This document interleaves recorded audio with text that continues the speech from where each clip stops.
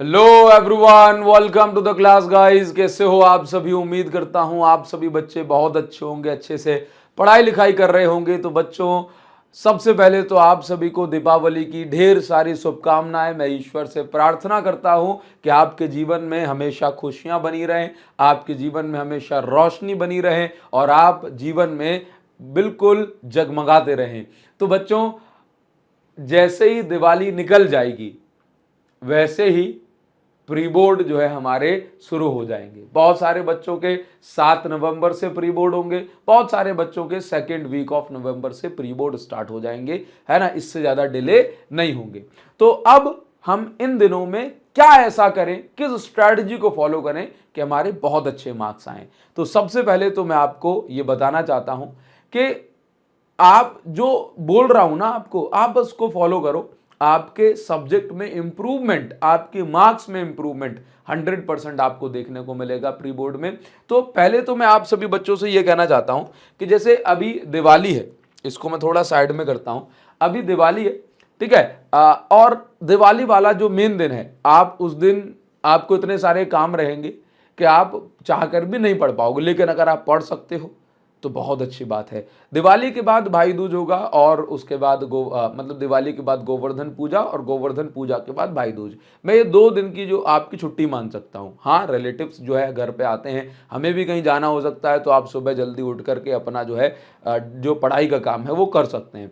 अगर मैं आपसे ये कहूँ कि आप इन छुट्टी वाले दिनों में अगर आपने लिए बस 6-6 घंटे निकाल पाए, हाँ बस कह रहा हूं क्योंकि छुट्टी वाले दिनों में ये पॉसिबल है, ठीक है। अगर आप ये 6-6 घंटे निकाल पा रहे हैं पर डे पढ़ाई के, तो मैं ये कहूंगा सेल्फ स्टडी के कि आप 2 घंटे हर एक सब्जेक्ट को दो, आपका पीसीएम या पीसीबी है उसके हिसाब से, ठीक है। और अगर 4 घंटे पढ़ पा रहे हो तो 2 घंटे आप ऐसे सब्जेक्ट को दो जो आपको ज्यादा हार्ड लगता है, और 1-1 घंटे आप अदर सब्जेक्ट को दे सकते हैं। इस तरीके से आप जो छुट्टी वाले दिनों में पढ़ सकते हैं, है ना। चलिए, ये इसके बाद ना आपको पढ़ना क्या है सर, क्या मैं ऐसा पढ़ूं जो मेरे एग्जाम के लिए यूजफुल हो। तो देखो, सबसे पहले मैं अगर फिजिक्स की बात कर लेता हूं, है ना। फिजिक्स की क्योंकि मैं बात करूंगा, तो फिजिक्स में ना आप एक चीज हमेशा याद रखें कि आपको पहले उन चैप्टर्स को अच्छे से निपटाना है जिनका वेटेज जो है ज्यादा है पेपर के लिए। बिल्कुल मोस्ट इंपॉर्टेंट चीज बता रहा हूं, है ना। जैसे हमारा जो एग्जाम है ये कितने मार्क्स का है फिजिक्स का पेपर, ये फिजिक्स हमारा 70 मार्क्स का है। 70 मार्क्स में से ना आप एक बात अपनी बुद्धि में बैठा लो कि 70 मार्क्स में से फिजिक्स में किस किस तरीके से क्वेश्चन आएंगे। आप समझते हैं सेक्शन ए 16 नंबर का है, 1 नंबर के सारे क्वेश्चन है, 16 मार्क्स हो गए, है ना। इसी प्रकार 2 नंबर के क्वेश्चन सेक्शन बी में है। हाँ, इस प्रकार से ये वेटेज है भाई, ठीक। ये सेक्शन डी में केस स्टडी वाले क्वेश्चन आने, 70 मार्क्स का ये डिस्ट्रीब्यूशन है। अब इसमें से ना मैं आपको एक चीज बता रहा हूं कि आप ये जो आप देख रहे हैं यहां पर, अगर मैं सैंपल पेपर को एनालिसिस करूं, हाँ, तो आप एक रफ आइडिया इस प्रकार से लेंगे कि फैक्ट बेस्ड क्वेश्चन जिसमें से आपने जो पढ़ा उसमें से और डायरेक्टली ही क्वेश्चन पूछ लिया गया। फैक्ट बेस्ड क्वेश्चन आपके 15 नंबर के लगभग पूछे गए हैं, ठीक है। डेरिवेशन जो है आप 10 से 15 नंबर के ही मान सकते हैं, 11 नंबर के एग्जैक्ट डेरिवेशन सैंपल पेपर में पूछे गए हैं, ठीक है। न्यूमेरिकल की बात करूं तो न्यूमेरिकल जो है आपके लगभग 30 मार्क्स के फिजिक्स में पूछे गए हैं इस बार, और कॉन्सेप्चुअल क्वेश्चन आपके 14 मार्क्स के। कॉन्सेप्चुअल क्वेश्चन में थोड़ा बहुत फॉर्मूले में चेंज करके कौन सी क्वांटिटी किस पे डिपेंड कर रही है, ग्राफ वगैरह, ये सारी चीजें आती हैं। हाँ, तो ये आपका ब्रेकअप है किस चीज का, आपका ब्रेकअप नहीं, ये मार्क्स का ब्रेकअप है, ठीक है। चलो, तो न्यूमेरिकल बाई न्यूमेरिकल का वेटेज अच्छा खासा है, डेरिवेशन का वेटेज अब उतना ज्यादा नहीं बचा, लेकिन करना तो पड़ेगा, 10-15 नंबर भी कम नहीं होते। अच्छा सर, कौन कौन से चैप्टर करूं जिनका वेटेज ज्यादा है, तो अगर आप एक लगभग, मैं प्रॉपर तरीके से आपके लिए वर्क करके यहां पर लेकर के आया हूं कि ये कौन कौन से चैप्टर में सैंपल पेपर में कितने जो क्वेश्चन है ये कितने मार्क्स के पूछे गए। सैंपल पेपर का एक मिलता जुलता जो पेपर है वो आपको आपके एग्जाम में देखने को मिल सकता है मार्क्स के ब्रेकअप के हिसाब से, ठीक है। तो अगर इनमें से मैं ध्यान से देखूं तो मैंने ये नोटिस करा और ये पाया कि भाई चैप्टर नंबर 9 का जो वेटेज है रे ऑप्टिक्स का वेटेज सबसे ज्यादा है। तो अगर आप बैठ रहे हो ना पढ़ने के लिए, है ना, फाइनल एग्जाम के लिए, प्री बोर्ड के लिए, तो मैं तो आपसे कहूंगा कि रे ऑप्टिक्स को बिल्कुल छोड़ना नहीं है भाई, रे ऑप्टिक्स बढ़िया से निपटा देना है। चैप्टर 4 हमारा मूविंग चार्जेस एंड मैग्नेटिज्म, इसको बहुत अच्छे से करो, 11 नंबर का पूछा गया है और फाइनल एग्जाम में और आपके एग्जाम में भी थोड़ा बहुत ऊपर नीचे एक एक नंबर, एक दो नंबर प्लस माइनस हो सकता है। चैप्टर 11 डुअल नेचर, इस बार 7 नंबर का पूछा गया। चैप्टर 14, चैप्टर 7, चैप्टर 3, ये आपके 7-7 नंबर के हैं। तो मैं आपसे ये कहूंगा कि अगर मैं इनको अच्छे से स्टडी कर रहा हूं तो कितने नंबर पूरे हो रहे हैं मेरे भाई?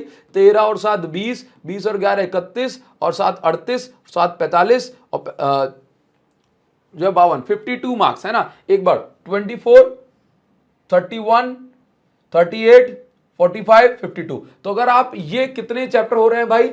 1 2 3 4 5 6। अगर आप ये सिर्फ 6 चैप्टर कर लेते हैं तो आप ये समझ लीजिए कि आप 70 to 80% मार्क्स अपने फिजिक्स में अच्छे कर लेते हैं। यानी कि बाकी के 8 चैप्टर पर भारी पड़ रहे हैं 6 चैप्टर। समझ रहे हो? 70 to 80% वेटेज इन चैप्टर का है। तो अगर आप ऐसे चैप्टर पे लगे हो भाई जिनके अंदर पढ़ने को तो बहुत कुछ है लेकिन आना बहुत छोटा सा है, हालांकि ये ऐसा नहीं कि बिल्कुल एग्जैक्ट यही आ जाएगा, लेकिन ये एक हार्ड स्टडी है कि भाई ये जो है सैंपल पेपर में ऐसे पूछा। हाँ, तो सैंपल पेपर में अगर ये लगभग 52 मार्क्स का है 6 चैप्टर, तो आप ये मान के चलो कि आपके फाइनल में ये 40 से 45 के तो आएंगे ही आएंगे। यानी कि अगर आप ये 6 चैप्टर निपटा लेंगे तो आपका 70% से ज्यादा सिलेबस आपका खत्म हो सकता है। समझ रहे हो बात को? तो आप इनको जरूर से, सबसे पहली प्रायोरिटी आपकी ये चैप्टर होनी चाहिए। ठीक है। अच्छा, हर एक चैप्टर के वन शॉट मैंने यूट्यूब पर प्रोवाइड कराए हैं, आप उनको देख लोगे, आपका सारा काम बन जाएगा। सर लेकिन जैसे मुझे चैप्टर 9 पढ़ना है, मैं ये बात उन बच्चों से भी कह रहा हूं जो विनर्स बैच में पढ़ रहे हैं। ठीक है, चैप्टर 9 पढ़ना है। ठीक, तो चैप्टर 9 की अगर मैं बात करूं तो सर इसमें से क्या पढ़ लूं मैं? तो देखो, मैं आपको जो बता रहा हूं ना उससे बाहर भाई कुछ नहीं जाएगा। आप तो अपने स्कूल में पहले पेपर दे रहे हो ना, उसमें देख लेना भाई। ठीक है, ये चैप्टर 9 है। चैप्टर 9 के ये इंपॉर्टेंट क्वेश्चंस हैं, इससे बाहर भाई कुछ नहीं जाएगा। आप इसमें एक कौन सा मिरर फॉर्मूला भी ऐड कर लेना, मिरर फॉर्मूला। ठीक है, ये देखो, ये आपको जो लिखा मिला है, ऑप्टिकल इंस्ट्रूमेंट के 3 डेरिवेशन, ये वाला 1 डेरिवेशन, ये देख रहे हो आप, इनमें से बाहर नहीं जाएगा। TIR के न्यूमेरिकल और ये वाले न्यूमेरिकल कर लेना, प्रिज्म वाले, इनमें से बाहर नहीं जाएगा। चैप्टर 9 समझ लो खल्लास। ठीक है, इसी प्रकार से आप स्क्रीनशॉट ले लेना सभी चैप्टर का, पहले आप इनको निपटाओ और इसके बाद देखो ये चैप्टर फर्स्ट का स्क्रीनशॉट लेते जाओ। फास्ट टेलीग्राम पे नोट्स डाल दूंगा, ये देखो स्क्रीनशॉट लेते जाओ। आप इनको अच्छे से कर लोगे तो आपका सारा काम बन जाएगा। ले लो स्क्रीनशॉट, पढ़ते रहना आराम से। आप इन टॉपिक को बढ़िया तरीके से निपटाओ। चैप्टर 6, चैप्टर 7 मोस्ट इंपॉर्टेंट लिखा है तो मोस्ट इंपॉर्टेंट है। Chapter 8, chapter 9, chapter 10, chapter 11, chapter 12, chapter 13 और ये चैप्टर 14।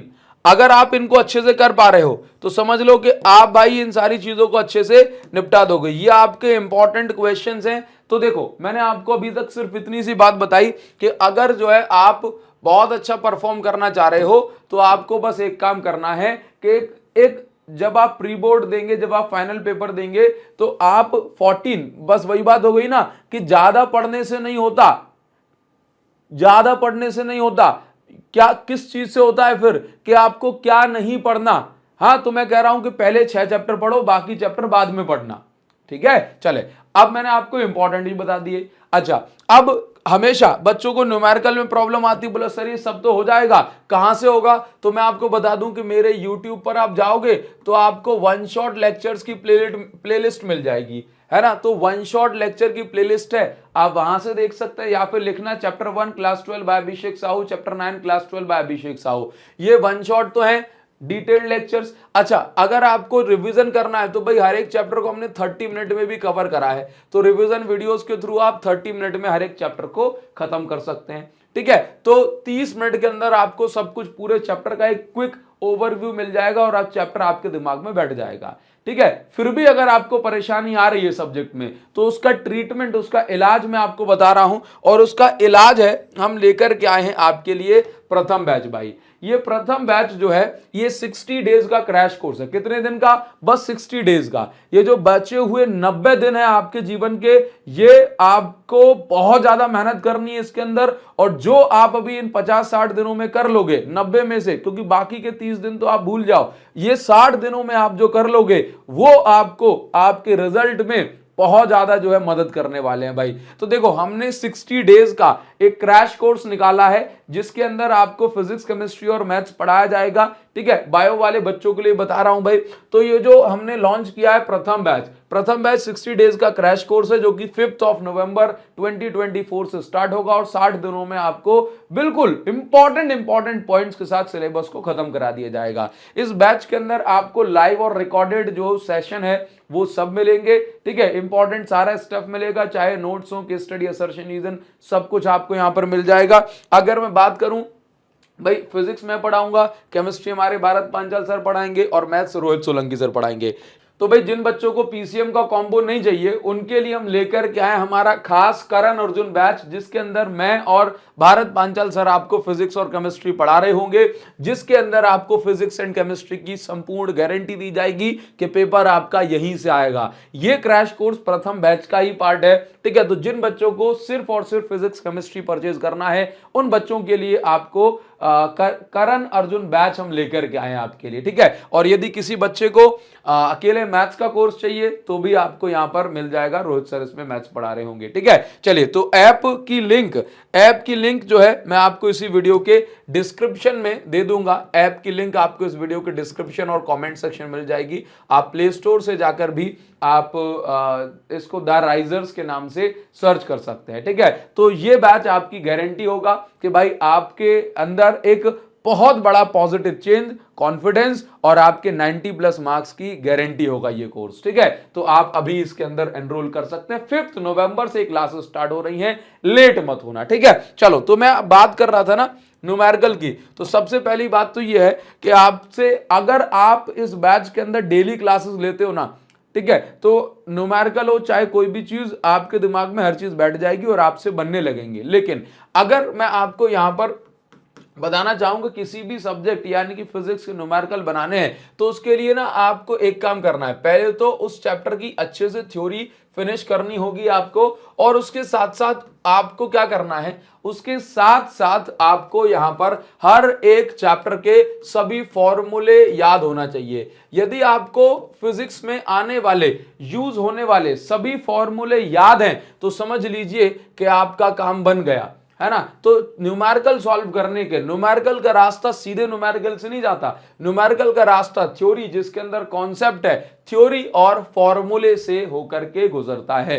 तो जब आप किसी भी न्यूमेरिकल को पढ़ते हैं तो उसके अंदर आप हमेशा एक बात याद रखेंगे कि आप न्यूमेरिकल को तोड़ तोड़ करके पढ़ें, और जितना आप पढ़ रहे हैं उससे रिलेटेड अगर कोई डायग्राम बनता है तो उस डायग्राम को बनाएं और सारा का सारा गिवन डेटा लिखें, और फिर उसको एनालाइज करने के बाद देखें कि भाई ये गिवन डेटा किस फॉर्मूले में आता है। आप देखें कि उस फॉर्मूले में जो गिवन डेटा यूज हो रहा होगा, आप उसी फॉर्मूले को यहां पर पुट करेंगे और आप पाएंगे कि आप क्वेश्चन में आगे बढ़ पा रहे हैं। तो न्यूमेरिकल को सॉल्व करने का जो पहला स्टेप है वो ये है कि आप थ्योरी पढ़ें, और एक भी सिंगल फॉर्मूला आपके दिमाग में ऐसा ना हो कि ये मिसिंग है, क्योंकि फॉर्मूला मिसिंग तो भाई न्यूमेरिकल को मिसिंग होने से कोई रोक नहीं सकता, है ना। तो आप अच्छे से इसको कर सकते हैं, ठीक है। और जैसे आखिरी के चैप्टर आपको ना पढ़ना, सर बैकलॉग कैसे निपटाऊंगा, तो बैकलॉग निपटाने के लिए यूट्यूब वन शॉट और या फिर आप रिवीजन सीरीज देख सकते हैं। बाकी यूट्यूब पर भी हम लगातार कंटेंट लाते रहेंगे। जैसे दिवाली निकल जाएगी डुअल नेचर का वन शॉट आपको मिल जाएगा, और उसके बाद हम बहुत बढ़िया सीरीज आपके लिए यूट्यूब पर भी फ्री ऑफ कॉस्ट लेकर के आएंगे। तो आप इस स्ट्रेटजी को आप फॉलो करेंगे तो आप फिजिक्स में बहुत अच्छे नंबर लेकर के आ सकते हैं, ठीक है। कमेंट सेक्शन में आपका इंतजार कर रहा हूं, जो भी आप कहना चाहो कमेंट सेक्शन में आप कह सकते हैं। Happy Diwali once again guys, thank you.